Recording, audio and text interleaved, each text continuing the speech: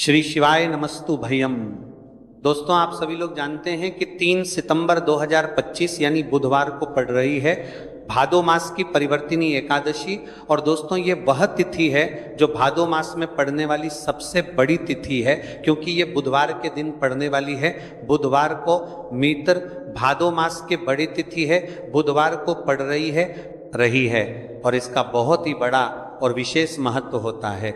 अगर कभी भी मौका लग जाए और भादो मास की परिवर्तिनी एकादशी को पड़ जाए तो आप लोगों को एक हरा नींबू वाला उपाय तो अवश्य ही करना चाहिए। इन दोनों का संयोग बहुत ही कम आता है। इसी के साथ में जी ने अपनी शिव पुराण कथा में बताया है कि इस दिन आपको एक हरा नींबू वाला उपाय तो आपको अवश्य ही करना चाहिए, क्योंकि ऐसा दिन पूरे साल में सिर्फ एक ही बार आता है। और दोस्तों, आप सभी लोग जानते हो कि बुधवार का अगर सबसे बड़ा कोई उपाय है तो वह एक हरा नींबू वाला उपाय। तो दोस्तों, भादो मास की बुधवार परिवर्तिनी एकादशी के दिन आप लोगों को इस एक हरा नींबू वाला उपाय को जरूर करना है। बहुत सारे लोग होंगे जिन लोगों ने इस उपाय को ना किया हो, मतलब पूरा साल निकल गया, उन्होंने किसी भी दिन इसे हरा नींबू वाला उपाय को ना किया हो। पर दोस्तों, आपके पास एक आखिरी मौका बचा हुआ है, जो कि 3 सितंबर 2025 भादो मास की बुधवार परिवर्तिनी एकादशी के दिन है। इस दिन आप लोगों को इस वाले उपाय को जरूर कर लेना है। भले ही आपने पूरे महीने भर इस उपाय को ना किया हो, पर अगर आपने इस भादो मास के बुधवार परिवर्तिनी एकादशी के दिन अगर इस वाले उपाय को कर लिया तो आपको इस उपाय को करने का वह फल मिलेगा जिसकी आपने कभी कल्पना भी नहीं करी होगी। इसीलिए आप लोग इस वाले उपाय को एक बार जरूर कर लेना है, ताकि आप लोगों के हाथ से ये मौका ना जा सके और आपको इस उपाय को करने का फल मिल सके। दोस्तों, ये उपाय पंडित जी ने अपनी अभी की ही श्री शिव महापुराण की कथा में बताया है। जी, इस उपाय को आज हम आपको बहुत अच्छे से समझाने वाले हैं। इस वीडियो को देखने के बाद इस उपाय को समझने के लिए आपको कोई और वीडियो को देखने की जरूरत नहीं पड़ेगी। तो चलिए दोस्तों, उपाय को शुरू करते हैं। देखिए, ये इस भादो मास के बुधवार के दिन ये इतना खास होता है, इतना महत्वपूर्ण होता है, देखा गया है। कभी कभी बड़े बड़े पूजा पाठ अनुष्ठान से जो मनोकामना पूर्ण नहीं होते, वह भादो मास की बुधवार के दिन एक छोटे से उपाय करने से ही आपकी मनोकामना पूर्ण हो जाती है। और बहुत सारे लोगों ने इस उपाय को किया भी है और उनको इस उपाय को करने का फल भी जरूर मिला है। अगर आप लोग भी इस उपाय को करना चाहते हैं तो आप इस उपाय को पहले अच्छे से समझ लेना, सुन लेना, उसके बाद करना। आपको इस उपाय का फल जरूर मिलेगा और इस उपाय को कर लेने से आपके घर में चाहे किसी भी प्रकार की दुख और समस्या क्यों ना चल रही हो, आपको उसका कारण भी नहीं पता है कि भाई ये समस्या किस कारण से चल रही है, उसका कुछ भी कारण हो सकता है। जैसे पितृदोष हो सकता है या किसी भी तरह का मंगल दोष भी हो सकता है। तो इस दिन आप लोगों को ये वाला उपाय कर लेना है। ये एक ऐसा उपाय है जिस उपाय को अगर किसी विशेष दिन पर किया जाए तो भाई उस विशेष दिन का जो है वह तो हमें मिलता ही मिलता है।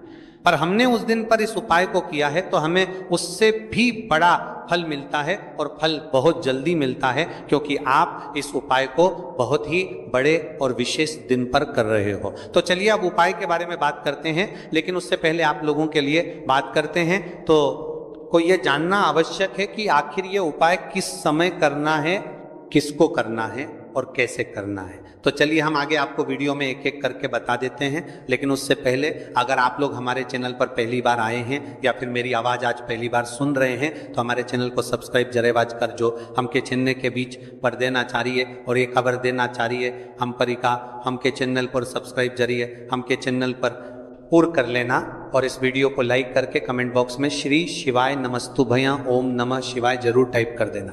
तो दोस्तों, इस एक हरा नींबू वाला उपाय को हमें इस भादो मास की बुधवार के दिन कैसे करना है, किसको करना है, किस समय करना है और कहां पर करना है, ये सारे सवालों के जवाब आपको इस वीडियो में मिल जाएंगे। और जो ये वीडियो देखेगा भाई उसको एक हरा नींबू वाला उपाय जरूर करना चाहिए, क्योंकि इस दिन तुलसी पत्ते का भी बहुत ही बड़ा और विशेष महत्व होता है। आ जाए एक हरा नींबू वाला उपाय की तो ये सोने पर सुहागा वाली बात हो जाती है और ये एक बहुत ही बड़ा उपाय हो जाता है इस भादो मास की बुधवार का।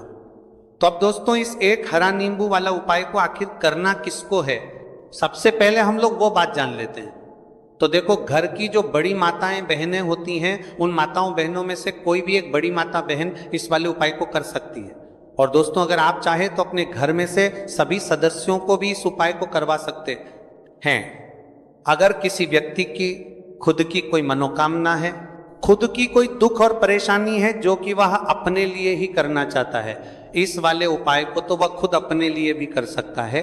बाकी अगर कोई घर में से ऐसा है जो कि अपने पूरे घर परिवार की सुख और शांति के लिए ये वाला उपाय करना चाहता है, तो भाई वो भी करता है, सकता है, उसमें भी कोई दिक्कत वाली बात नहीं है। कहने का मतलब यह है कि इस उपाय को हर एक सदस्य भी कर सकता है और पूरे घर परिवार के सदस्य के लिए घर की बड़ी माताओं बहनों में से कोई एक माता बहन भी कर सकती है।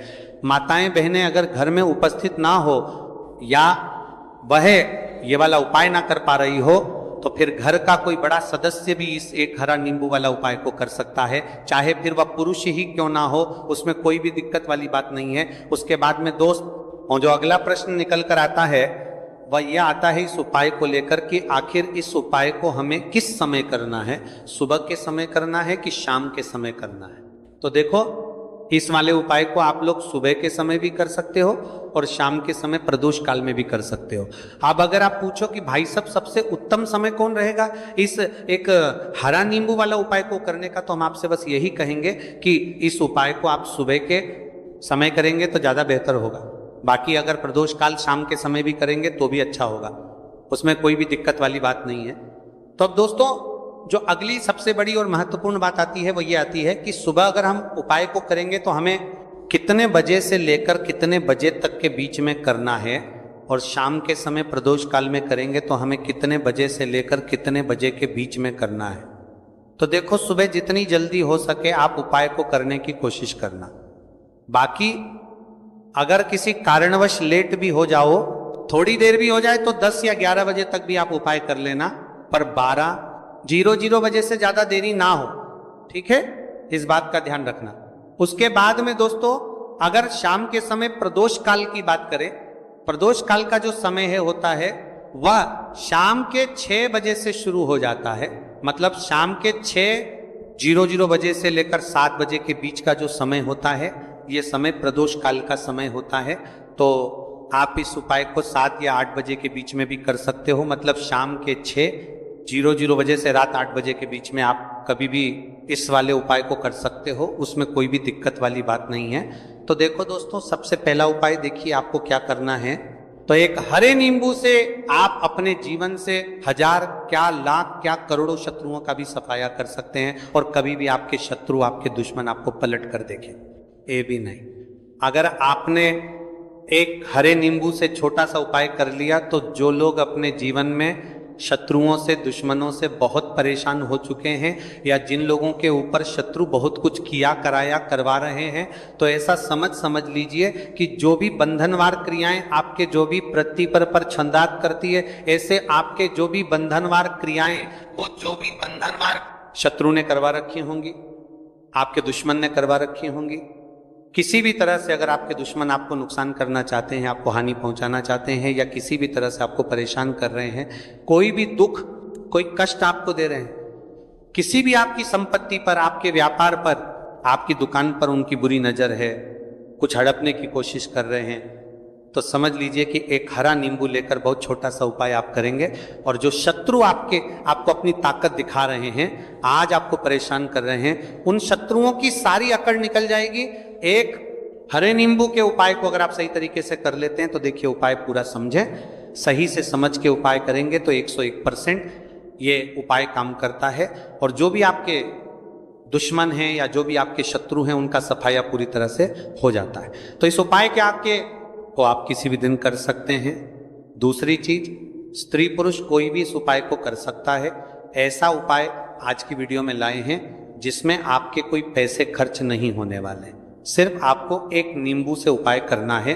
अब ये हरा नींबू ही है जो आपके जीवन से शत्रुओं का पूरी तरह सफाया कर देगा, और कभी भी दुश्मन और शत्रु आपको परेशान नहीं कर पाएंगे। चाहे शत्रु और दुश्मन कितने भी पावरफुल हो, कितने भी ताकतवर क्यों ना हो फिर भी आपका बाल बांका नहीं कर सकते, मतलब कितनी भी कोशिश कर लें लेकिन फिर भी आपका कुछ नहीं बिगाड़ पाएंगे। तो चलिए बात कर लेते हैं उपाय की, उपाय किस तरह से आपको करना है। तो देखिए सबसे पहले तो आपको इसमें एक हरा नींबू लेना है, ठीक है ना। अब ये उपाय गुप्त शत्रुओं के लिए भी है और उस दुश्मन के लिए भी है जो सामने से आप पर वार कर रहा है, आपको किसी भी तरह की धमकी दे रहा है, कोई नुकसान आपका कर रहा है, वह शत्रु भी परास्त हो जाएगा।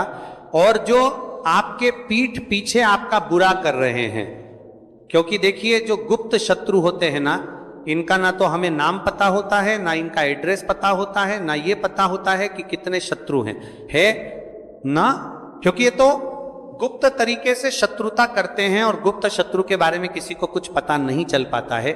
बहुत कम लोग होते हैं जान जाते हैं कि हाँ किसी ने कुछ करवा रखा है, फिर भी ये नहीं जान पाते हैं कि कौन व्यक्ति है जो ऐसा करवा रहा है ना। ये बहुत मुश्किल है पता करना। लेकिन अगर आपको आपके दुश्मन का नाम नहीं पता, आपका दुश्मन कहाँ रहता है ये भी नहीं पता, कौन आपसे शत्रुता कर रहा है ये भी नहीं पता, फिर भी ये उपाय आप करिए, क्योंकि जो दुश्मन है, जो शत्रु है, इस उपाय को करने से आप देखेंगे कि वह तुरंत आपके जीवन से दूर हो जाएगा और उसका किया कराया भी दूर हो जाएगा, जो भी आपके ऊपर करवा रखा होगा, आपके व्यापार पर करवा रखा होगा। क्योंकि बहुत सारी उच्चाटन और बंधनवार की क्रियाएं हैं जो लोग करवा देते हैं। बहुत सारे तांत्रिकों के पास जाकर और भी बहुत सारी जगहों पर जाकर लोगों के साथ बहुत कुछ गलत करवाते हैं।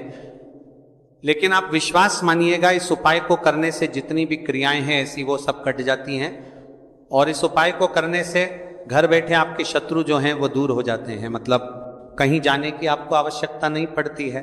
तो चलिए बात कर लेते हैं उपाय की। देखिए इसमें एक हरा नींबू आपको लेना है। नींबू बिल्कुल दाग दगीला ना हो। आपने देखा होगा कि कभी कभी नींबू के ऊपर छोटा छोटा